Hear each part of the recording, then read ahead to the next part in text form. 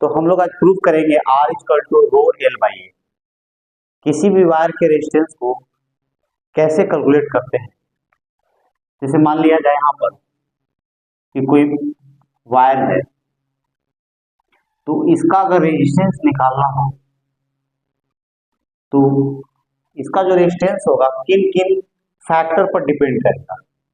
अर्थात हम लोग को प्रूव करना है R equal to rho L by A, ये प्रूव करना है। तो अगर मान लिया जाए कि ये एक वायर है, तो जब तक नहीं दिया रहे तो हम लोग इसको सिलेंड्रिकल इन नेचर मानते हैं। अगर मान लिया लेंथ एल है और ये आपका potential difference across it's and आपका ये भी है। अर्थात ये कब होगा, जब इसको एक्सटर्नल कोई सोर्स लगाएंगे स्टेडी फ्लो ऑफ करेंट। तो इसका रेजिस्टेंस कितना होगा, R equal to V by I होगा। थोड़ा सा हम इसे डिफरेंट क्रॉस सेक्शन वाला वायर को लेते हैं। जैसे मान लिया जाए ये आपका एक अलग क्रॉस सेक्शन वाला वायर है, ये इस तरह है। देखिए लेंथ एल है और पोटेंशियल ड्रॉप भी है अक्रॉस इट्स एंड्स। अब देखिए यहां पर देख रहे हैं कि एरिया ऑफ क्रॉस सेक्शन देखिए, यहां से एरिया ऑफ क्रॉस सेक्शन है और इसे जो करंट पास कर रहा है वो आई है। तो जस्ट ये फार्मूला हम लगा सकते हैं आर नॉट, इसके लिए हम ले लें V potential difference across its ends और बाई आई। अब देखिए हम लोग को ये निकालना है। आप यहां पर थोड़ा सा एक और फिगर हम लेते हैं, जस्ट टू वायर लेते हैं जिसका कि सेम लेंथ हो, area of cross section same हो।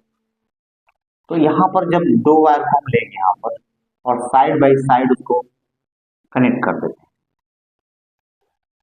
ये देखिए आपका टू वायर अप्रॉक्सिमेटली, ये टू वायर देखिए यहाँ पर कैसे इसको बनाएंगे। देखिए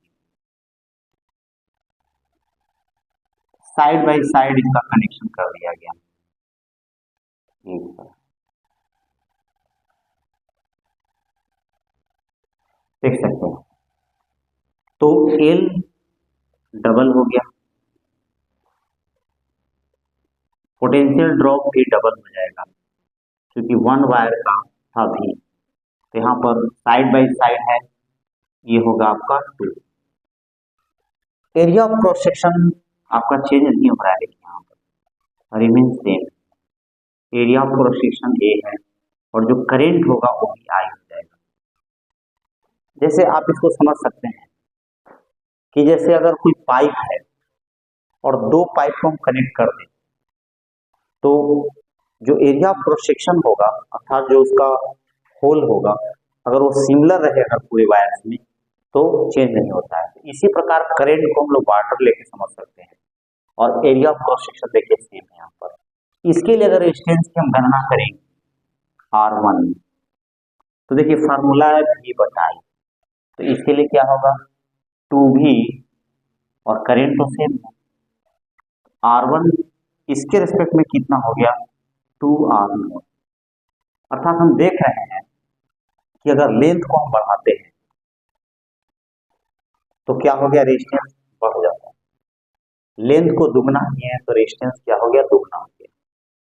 अर्थात ये इससे ये जज कर पाएंगे हम कि रेजिस्टेंस जो है लेंथ के साथ कैसा रिलेशन है, तो डायरेक्टली हो गया।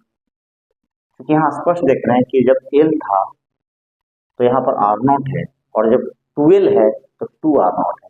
दैट मीन्स कि लेंथ हम अगर बढ़ा रहे हैं तो उसका रेजिस्टेंस क्या होगा, बढ़। अब जस्ट हम एक और एग्जांपल लें कि इसी वायर को हम लेंथ वाइज दो पार्ट में कट करते हैं after that placed upon each other. तो देखिए इसी वायर को हम ले रहे हैं यहाँ पर, एक और रिलेशन हम बनाएंगे। देखिए यहाँ पर इस वायर को ले लिए, इसी वायर को ले लिया, ये इस तरह है, इस तरह, और इसको जो है लेंथ वाइज कट किया गया टू इक्वल हाफ्स में।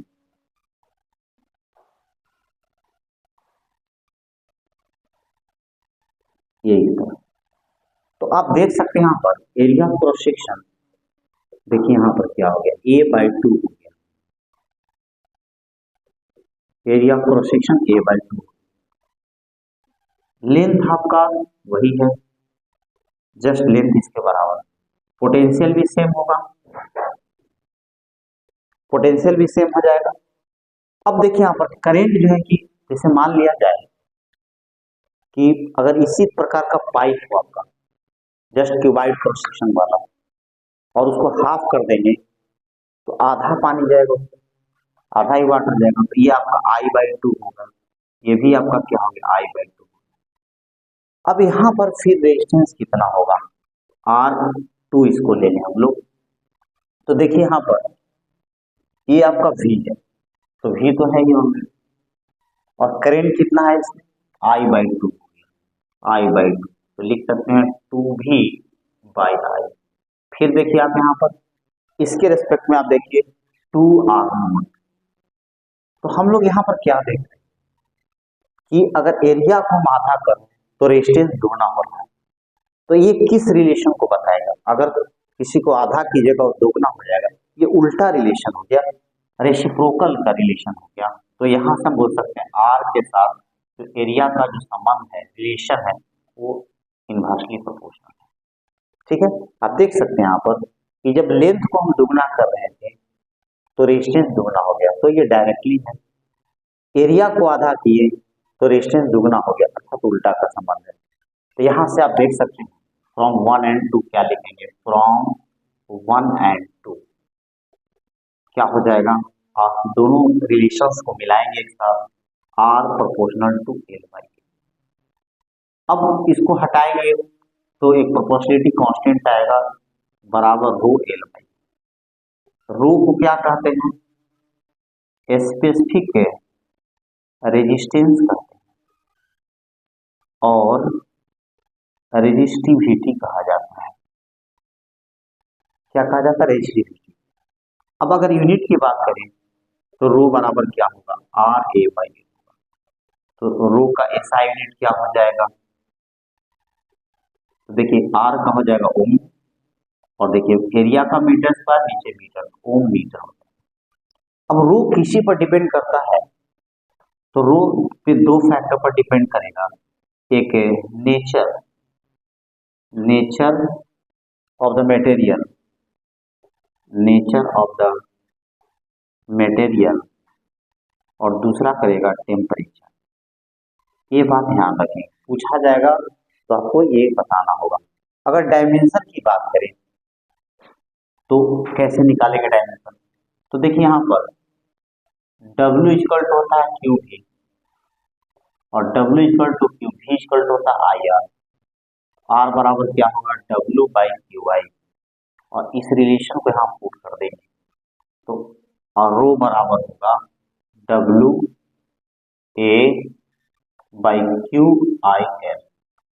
अब जस्ट लिख देंगे यहाँ पर, वर्क डन का होता है mL² T-2, और यहाँ पर जो है वो एरिया है, तो यहाँ हो जाएगा L², और नीचे में AT, और देखिए I है तो A² हो जाएगा, और ये L, तो एक L कैंसिल हो जाएगा ML3, T ऊपर जाएगा T-3, A-2। तो इस तरह हम लोग इसका रिलेशन निकाल सकते हैं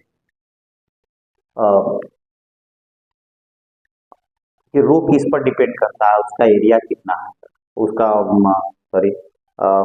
उसका SI यूनिट क्या है, डायमेंशन क्या है, किस चीज पर डिपेंड करता है। तो देखिए जब तक मटेरियल नहीं बदला जाएगा तो रो फिक्स रहेगा, और जब तक टेम्परेचर को हम नहीं बदलेंगे तो ये रो जो है अपना पूर्व मान पर ही रहेगा, अर्थात रिमेन्स कांस्टेंट रहता है। तो ये था आर इक्वल टू रू एल बाई ए। तो इस रिलेशन को आप याद रखेंगे।